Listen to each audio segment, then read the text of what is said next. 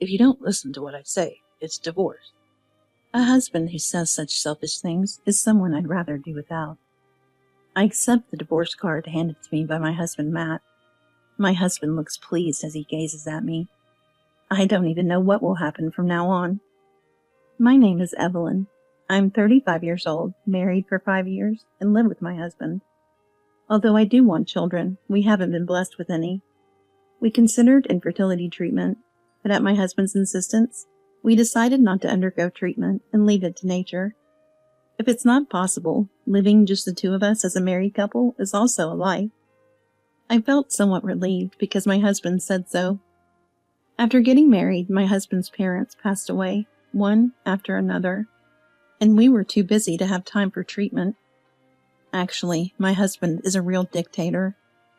We originally had a superior-subordinate relationship at work. He would openly call me a foolish wife in front of relatives and wouldn't hesitate to scold me mercilessly if there was any mistake. Since we had a superior-subordinate relationship even before we got married, that relationship has continued even after marriage. Saying such things might make my husband seem like a bad person, but he also has a kind side. When I was his subordinate, he would give me precise advice and guidance when I made mistakes or things didn't go well at work, and he would also praise and reward me. And above all, when my beloved grandfather passed away, and I was feeling down, it was my husband who encouraged me. We then started dating, and eventually got married. I resigned from my job, and now I'm a full-time housewife. Hey, Evelyn, I'm home. Welcome back. Today, my husband returned home after 9 p.m. as usual. As a manager, he has a heavy workload, and is almost always working overtime. You worked late again today. Thank you for your hard work. As I pick up the shirt and socks my husband discarded, I speak to him. My husband slumped on the sofa and says nothing. This is also usual. He must be really tired. I start preparing dinner so that my husband can eat right away, and when I finish cooking and setting the table, he starts eating hungrily. After finishing his meal in about 10 minutes, he heads to the bathroom. I prepare a bath towel and underwear, then clean up after dinner. When he comes out of the bath, my husband heads straight to the bedroom. My husband has always been taciturn, but lately, perhaps due to his promotion, he seems more fatigued. For about a year now, we've hardly had any conversations as a couple. But I trust and love my husband. After all, he helped me when I was at rock bottom. When I was in junior high school, my father passed away. And when I was a first-year high school student, my mother passed away. After that, I was taken in and raised by my grandfather. My grandfather raised me as if I were his own daughter, showering me with love and care. I loved my kind and warm grandfather dearly. I wanted to repay him a lot once I got a job. With that in mind, after I got a job, I saved money and took my grandfather on trips and enjoyed delicious meals together. I wish that my grandfather could stay healthy and happy forever, as we enjoyed spending time together. However, 3 years after I started working, my grandfather passed away from lung cancer. I literally became an orphan. I knew that parting with my grandfather was inevitable, but I never expected it to happen so soon. I wanted to have more time with my grandfather. I wanted to be with him more. I spent every night crying in sadness. My husband, who was my supervisor at the time, noticed the change in me. He listened to me empathetically and said, "That must have been tough. You did well." I'm really glad he was my boss. My husband, who is usually strict and scary, spoke kind words to me at that time. I'm sure my husband is actually a kind person. I know that. So I want to continue to support my husband in the future. That's what I feel. On one such holiday afternoon, the home phone rang. Hello? Oh, it's you, Evelyn. The caller was my husband's brother, John. Oh, it's been a while. What's up? I need to talk to my brother for a bit. Is he there? Sure, just a moment. I called out to my husband, who was relaxing in the living room. It's for you on the phone. As expected, there was no response. My husband silently took the receiver. Hey, John, how are you? What's up? He went from having a grim expression just moments ago to smiling as soon as he answered his brother's call. My brother-in-law is 15 years younger than my husband. Due to the age difference, my husband is very fond of his younger brother. I heard that my brother-in-law, who got married to a lovely wife 2 years ago, has been living happily, but I wondered what happened. Huh, is that so? Are you okay with that? My husband's tone changed from earlier and became more serious. I wonder what's going on. I see. If there's anything troubling you, just tell me, okay? I'm your big brother, after all. My husband said that and hung up the phone. What's wrong? Is something the matter? It seems like my brother got laid off. Huh, laid off? I was shocked. I never expected something like that to happen. Well, I've heard that the company has been tough for a while, but I never thought it would lead to layoffs. My husband sat down on a chair with a dejected look. I couldn't hide my shock either. My brother-in-law has a completely different personality from my husband. He's kind, laid back, and always humble. He's shown me kindness as his sister-in-law, and even when my husband criticized me in front of relatives. It's not nice to say that. It's unfair to Evelyn. He'd protect me and say, I'm sorry, Evelyn. My brother's being rude.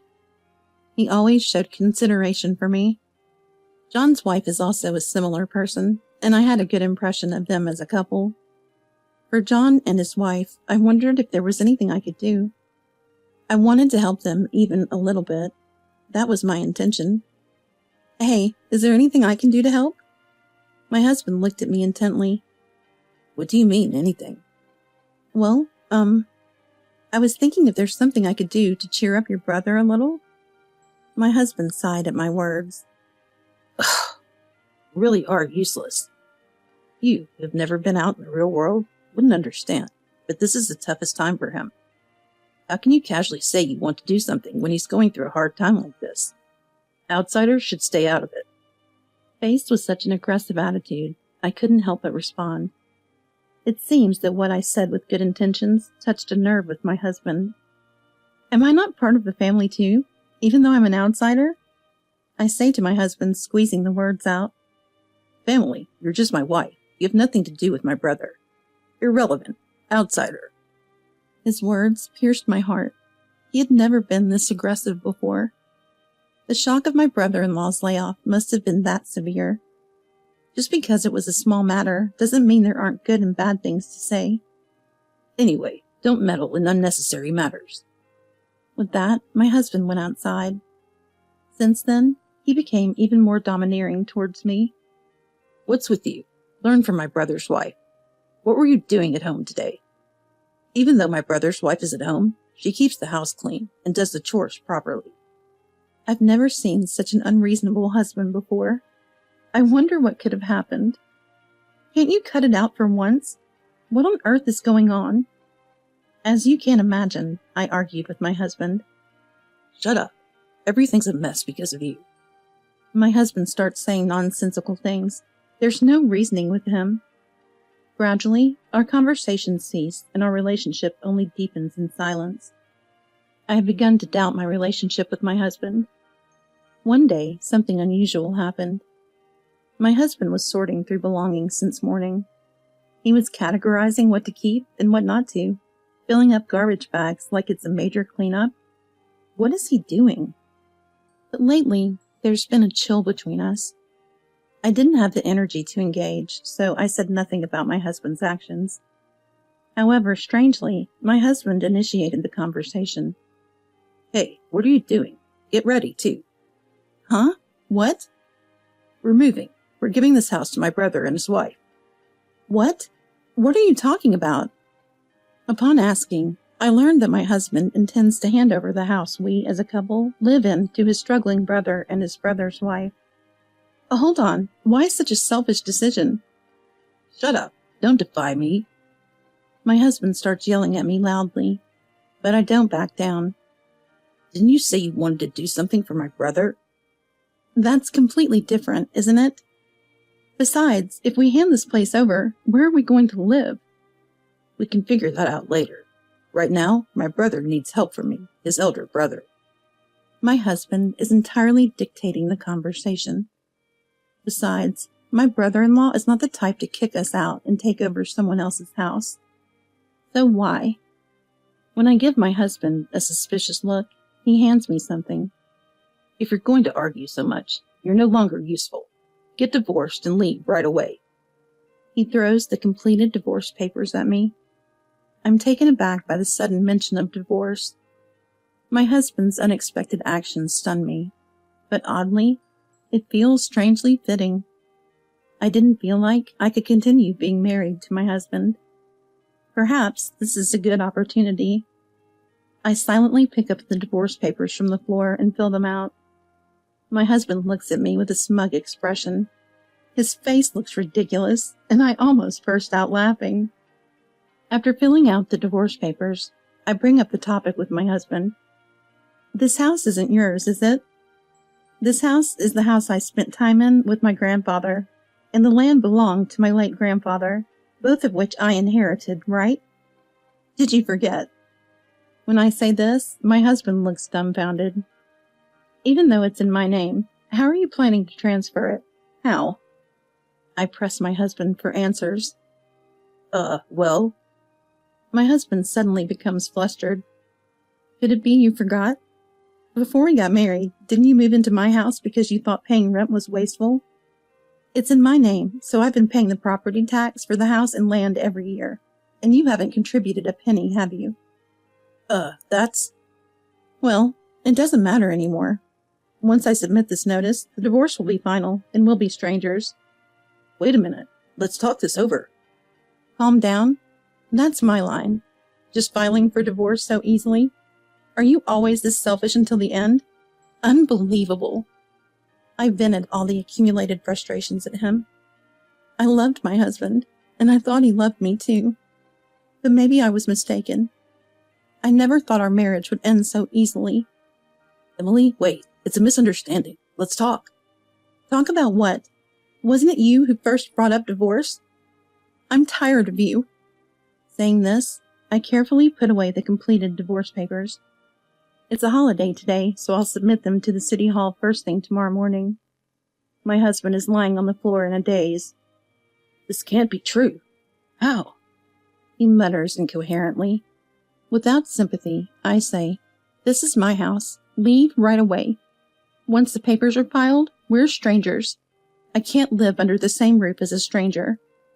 Despite my husband's resistance until the last moment, I remained steadfast.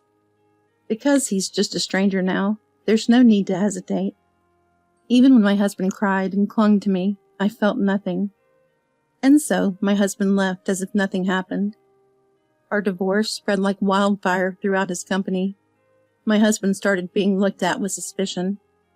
Details about the divorce and my husband's behavior throughout our marriage circulated as gossip, and he lost his standing in the company. I wonder who spread the rumors. I only answered what I was asked by my husband's colleagues and subordinates, nothing more. And about 6 months after the divorce, on my way back from the real estate agents, I unexpectedly ran into someone I didn't want to see. It was my ex-husband. Well, he's my ex now, but it seemed like he was waiting for me to come out of the real estate agent's office. It felt creepy. Even if I tried to ignore him, my husband kept following me. Fed up, I reluctantly agreed to talk. Stop it. If you have something to say it and leave. Evelyn, I've always hated you. Huh? What's he suddenly talking about?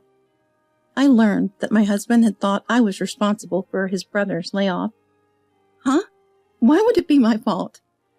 Since I married you, bad things have been happening. Come to think of it, after marrying my husband, his parents passed away and he got injured. But his father had been hospitalized before we married, and his mother was always frail. Furthermore, my husband's fall was his own fault for not paying attention. Nevertheless, my husband seemed to think that I was the cause of his misfortune. So you thought all the misfortune was my fault. I always thought you were just clumsy whenever you acted badly, but you were just shifting the blame, weren't you? I was just amazed by my husband. He just blames others and is really selfish, and without any evidence. and yet he managed to hold a managerial position in his company. I worried that his subordinates might also be criticized without reason. When did this reliable boss become such a person? And I couldn't help but feeling a little pathetic about being married to such a person. But even after divorcing you, bad things keep happening to me. What bad things? When I asked, my husband rolled up his sleeves. His skin was visibly blistered and injured from burns. Actually, 3 months ago, my apartment caught fire, and that's not all. I keep losing my wallet and making mistakes at work. Plus, my brother has been cold lately, and I can't reach him. So even after divorcing me, the misfortune continues. Of course it does. Frankly, even if I heard such stories, I couldn't feel sorry for him or pity him. After all, everything was his doing, and it had nothing to do with me. Please, Evelyn, come back. I can't make it without you. What? Haven't we been living as husband and wife until now? And when you were working, didn't I take care of a lot of things for you? And when your grandfather died, didn't I help you a lot? I felt repulsed by the man standing before me, trying to guilt-trip me. All your misfortunes are your own doing, aren't they? Maybe you should reflect on yourself a little. Try to stop blaming others for everything. Saying this, I walked away from my husband. Evelyn, wait! Evelyn! Evelyn! My husband called my name, trying to stop me. But pretending to be a stranger, I disappeared into the crowd. About a week after the divorce, I received a message from my brother-in-law. Well, he's my ex-brother-in-law now. Sis? No. It's just Evelyn now, right? It's about my brother. According to what John told me, it was my husband's decision alone to offer the house we lived in to his brother. John and his wife didn't know anything about it. Matt, he's always had this tendency to be showy, so I've always been worried. His attitude towards you, Evelyn, was terrible, and I always felt bad watching him with you. He's a really kind person. Why are brothers so different? I'm not sure if I should say this, but I think I'm glad you got divorced. I hope you find happiness too. Thank you. I'm glad you said that. I was happy to hear those words. And John soon found a job and seemed to be able to manage his life somehow. I'm really glad. I've been thinking of keeping my distance from my brother. Surely John must have had his own thoughts on this matter. He says he plans to gradually cut ties with Matt. This is why my husband has lost contact with his own brother. Having divorced his wife and become estranged from his beloved brother, my husband has truly become all alone. I hope he realizes the gravity of the mistakes he's made someday. But before that, I need to vanish from my husband's sight. That day, when I met my husband again, I had signed a contract with a real estate agent to rent out the house I inherited from my grandfather. That house is too big for me. However, I can't bring myself to let go of that house filled with memories of my grandfather. If possible, I want someone who truly wants to live there to reside in it. I'll change my phone number, move to a new place, and completely sever ties with my husband. I'm only 35 years old, and my life is far from over.